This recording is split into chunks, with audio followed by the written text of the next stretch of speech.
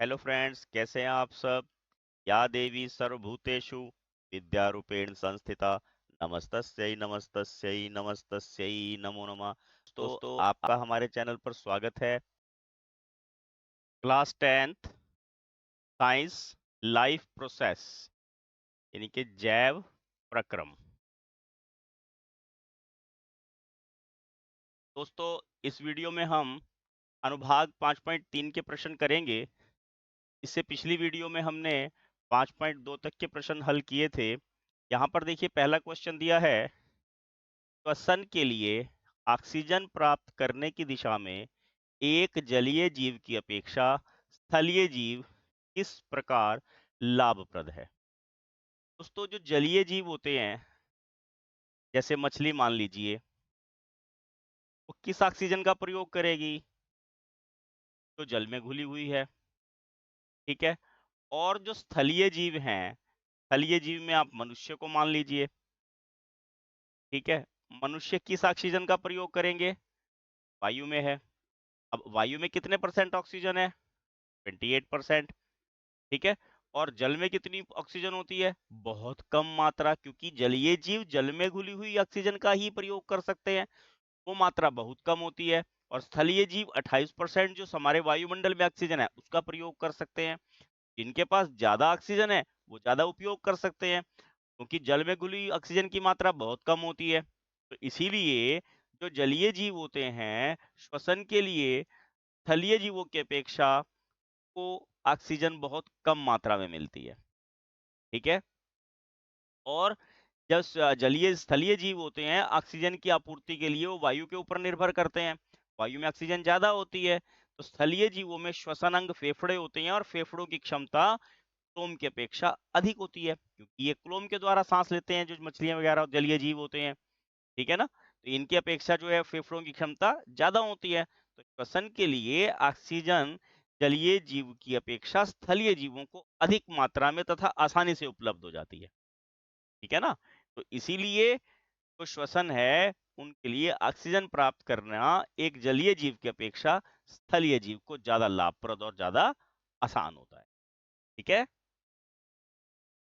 अब देखिए, यहाँ लिख भी दिया, जलीय जीव जल में घुली हुई ऑक्सीजन का उपयोग क्लोन द्वारा करते हैं।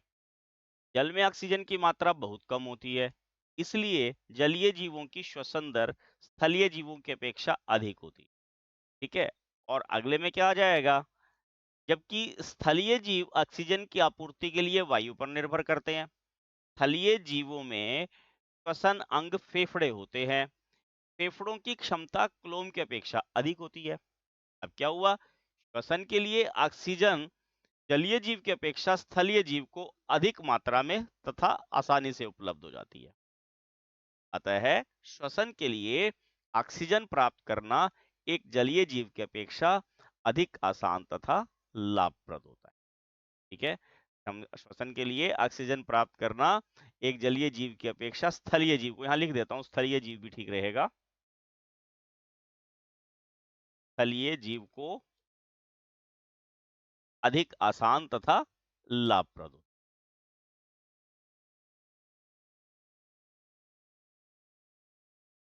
नेक्स्ट प्रश्न देखिए, ग्लूकोज के ऑक्सीकरण से भिन्न जीवों में ऊर्जा प्राप्त करने के विभिन्न पद क्या हैं?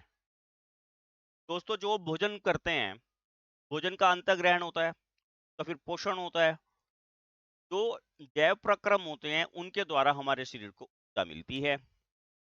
जीव इन्हें बच्चों अलग अलग विधियों से पाचित करते हैं।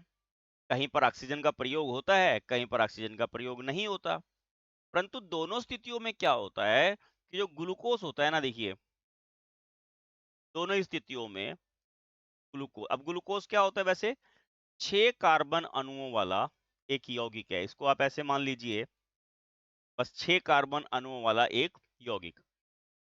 इसमें क्या होता है, कोशिका द्रव्य के अंदर, या आप इसको फ्लो डायग्राम कह सकते हो, कोशिका द्रव्य के अंदर ये 3 कार्बन अणुओं वाला पाइरुवेट में कन्वर्ट हो जाता है। काहिल में कन्वर्ट हो जाता है ये 3 अणुओं वाले पाइरुवेट। अब जो ये पाइरुवेट है, ये अलग अलग स्थितियों में अलग अलग प्रकार से कार्य करता है। ठीक है, यहाँ पर हम 3 स्थितियां आपसे डिस्कस करेंगे। पहली स्थिति में क्या है, जब O2 अनुपस्थित हो। O2 की अनुपस्थिति, ऑक्सीजन नहीं होती। ऐसा कहाँ होता है? ईस्ट में। कहाँ होता है ऐसा? ईस्ट में। तो बनता क्या है? इथेनॉल, यानी कि C2H5OH, इथेनॉल बनता है। और क्या बनता है? Carbon dioxide. और क्या मिलता है? ऊर्जा। दोस्तों यहाँ ऊर्जा जो है वो केवल 2 अणु ATP के ही ऊर्जा यहाँ पर मिलती है। ठीक है, और एक तीसरा, अब यहाँ पहले हम थर्ड स्थिति ज्यादा डिस्कस करना चाहेंगे। ये है जब O2 जो है उपस्थित हो, यानी कि O2 प्रचुर मात्रा में, पर्याप्त मात्रा में उपलब्ध हो। ऐसा कहाँ होता है? माइटोकॉन्ड्रिया में। कहाँ होता है ऐसा?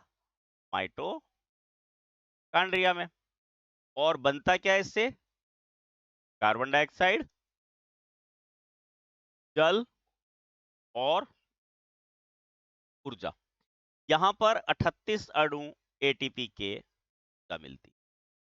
ठीक, और दूसरी क्या होती है? जब O2 की थोड़ी सी कमी हो, O2 का अभाव मान लो, है तो परंतु थोड़ी कम है, तब यहाँ काहे का निर्माण होता है? लैक्टिक अम्ल का। काहे का निर्माण होता है यहाँ? लैक्टिक अम्ल का निर्माण होता है और ऊर्जा मिलती है। ठीक है, हमने क्या बताया आपको? जो हम पोषण करते हैं उससे हमारे शरीर को ऊर्जा मिलती है जैव प्रक्रमों के द्वारा, और विभिन्न जीव जो हैं विभिन्न प्रकार से इसमें ऑक्सीजन के, कहीं ऑक्सीजन का उपयोग होता है, कहीं ऑक्सीजन नहीं होती, कहीं ऑक्सीजन कम होती है, ऊर्जा प्राप्त करते हैं। माइटोकॉन्ड्रिया में जो O2 की उपस्थिति में ऑक्सीजन प्राप्त करते हैं, वहां पर कार्बन डाइऑक्साइड, जल और ऊर्जा मिलती है। वहां 38 अणु ATP की ऊर्जा मिलती है।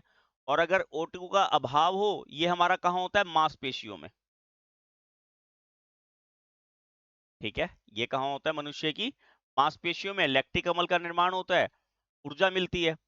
और O2 की जब अनुपस्थिति होती है तो इथेनॉल बनता है, कार्बन डाइऑक्साइड और ऊर्जा निकलती है। ऐसा ईस्ट में दिया हमने ऑक्सीजन, इसको हम एक बार लिख लेते हैं। ग्लूकोज के ऑक्सीकरण में विभिन्न जीवों द्वारा ऊर्जा प्राप्त करने की 2 परिस्थितियां हैं। एक तो अवायवीय श्वसन, अवायवीय श्वसन वायु की अनुपस्थिति में होता है, और दूसरा है वायवीय श्वसन। ये वायवीय श्वसन जो है वायु की उपस्थिति में होता है। ठीक है, दोनों अवस्थाओं में ग्लूकोज के 6 कार्बन वाले अणु का 3 कार्बन वाले अणु पाइरुवेट, यहाँ 3 कार्बन वाले अणु पाइरुवेट में विखंडन होता है। यह कोशिका द्रव्य में होता है। और इसके पश्चात क्या हो जाता है? इसके पश्चात अवायवीय श्वसन में इथेनॉल, कार्बन डाइऑक्साइड तथा ऊर्जा का निर्माण होता है। यह प्रक्रिया किण्वन के दौरान होती है। इस प्रक्रिया के दौरान ऑक्सीजन अनुपस्थित होती है, इसी कारण इसे अवायवीय श्वसन कहते हैं। अगली स्थिति में वायवीय श्वसन माइटोकॉन्ड्रिया में होता है। इसमें पाइरुवेट कार्बन डाइऑक्साइड, जल तथा ऊर्जा में परिवर्तित होता है। इस प्रक्रिया के दौरान पर्याप्त मात्रा में ऑक्सीजन उपलब्ध होती है, इसी कारण इसे वायवीय श्वसन कहते हैं। इस श्वसन में 38 अणु ATP के ऊर्जा मिलती है। यह पाइरुवेट का विखंडन ऑक्सीजन, जब पाइरुवेट का विखंडन ऑक्सीजन के अभाव में होता है तो लैक्टिक अम्ल तथा ऊर्जा का निर्माण होता है, जिससे हमारी मांसपेशियों में क्रैम्प्स आ जाते हैं। ऐसा हमारी, किस प्रकार हमारे शरीर वायवीय और अवायवीय श्वसन द्वारा जो है वो ऊर्जा प्राप्त करते हैं। थर्ड प्रश्न देखिए, मनुष्य में ऑक्सीजन तथा कार्बन डाइऑक्साइड का परिवहन कैसे होता है? दोस्तों, मनुष्य में ऑक्सीजन और कार्बन डाइऑक्साइड का परिवहन श्वसन के द्वारा होता है। सांस लेते हैं तब श्वसन के द्वारा जो है हम ऑक्सीजन अंदर करते हैं और कार्बन डाइऑक्साइड बाहर छोड़ते हैं। और ये काम कहाँ होता है? फेफड़ों के द्वारा। ये संपन्न होता है ये फेफड़ों के द्वारा। फेफड़ों में सांस के द्वारा जो ऑक्सीजन पहुंचाई जाती है, उसमें रक्त में जो हीमोग्लोबिन होता है दोस्तों, हीमोग्लोबिन जो है इसको अवशोषित कर लेता है। हीमोग्लोबिन क्या करता है? इसको अवशोषित कर लेता है ऑक्सीजन को, और ऑक्सीजन को अवशोषित करके ये शरीर के सभी अंगों तक पहुंचाने का काम करता है। और इसी प्रकार क्या होता है, ग्लूकोज के विखंडन द्वारा जो कार्बन डाइऑक्साइड उत्पन्न होती है, रक्त उसको अपने में घोल के फेफड़ों और नाक के माध्यम से, नासाद्वार के माध्यम से बाहर निकाल देते हैं। तो इस प्रकार मनुष्य में ऑक्सीजन और कार्बन डाइऑक्साइड का परिवहन जो है वो कंप्लीट हो जाता है। अब देखिए लिख दिया हमने यहाँ पर, ये मनुष्य में ऑक्सीजन तथा कार्बन डाइऑक्साइड के परिवहन को श्वसन कहते हैं। यह प्रक्रिया फेफड़ों द्वारा संपन्न होती है। फेफड़ों में सांस के द्वारा जो हम वायु लेते हैं, वायु में से हीमोग्लोबिन क्या करता है? ऑक्सीजन को अवशोषित कर लेता है। काय को अवशोषित कर लेता है? ऑक्सीजन को अवशोषित करके अपने में घोल लेते हैं तथा इसे रक्त के माध्यम से शरीर के सभी अंगों तक पहुंचाते हैं। इसी प्रकार ग्लूकोज के विखंडन द्वारा उत्पन्न हुई कार्बन डाइऑक्साइड, जो कार्बन डाइऑक्साइड बनती है कोशिकाओं में, को रक्त अपने में घोलकर हृदय और फेफड़ों के माध्यम से नासाद्वार द्वारा नासाद्वार द्वारा शरीर से बाहर निकाल देते हैं। इस प्रकार जो है ऑक्सीजन का और कार्बन डाइऑक्साइड का परिवहन हमारे शरीर में कंप्लीट हो जाता है। क्वेश्चन नंबर 4 देखिए, गैसों के विनिमय के लिए मानव फुफ्फुस में अधिकतम क्षेत्रफल को कैसे अभिकल्पित किया गया है? तो दोस्तों, फेफड़े होते हैं, यहाँ पर श्वसन मार्ग के द्वारा तो सांस की रास्ता होता है, श्वसन मार्ग के द्वारा ऑक्सीजन जो है कहाँ पहुंच जाती है? फेफड़ों में। कहाँ पहुंच जाती है? फेफड़ों में। फेफड़ों के अंदर श्वसनी होती है। श्वसनी जो है आगे जाके शाखान्वित हो जाती है। शाखान्वित मतलब ऐसे उसके अलग अलग शाखाएं निकल जाती हैं। इनकी श्वसन नलिकाओं में ये विभाजित हो जाती है, शाखान्वित जो होती हैं। इनके सिरों पर गुब्बारे जैसी संरचनाएं पाई जाती हैं। क्या पाई जाती हैं? गुब्बारे जैसी संरचनाएं। इन्हें कूपिकाएं बोलते हैं। क्या बोलते हैं इनको? कूपिकाएं। कूपिकाओं की कोशिकाओं में गैसों का विनिमय होता है। इनकी कोशिकाओं से क्या होता है? गैसों का विनिमय। इन कूपिकाओं की भित्ति में रक्त कोशिकाओं का जाल बिछा रहता है। क्या बिछा रहता है यहाँ पे? रक्त कोशिकाओं का जाल।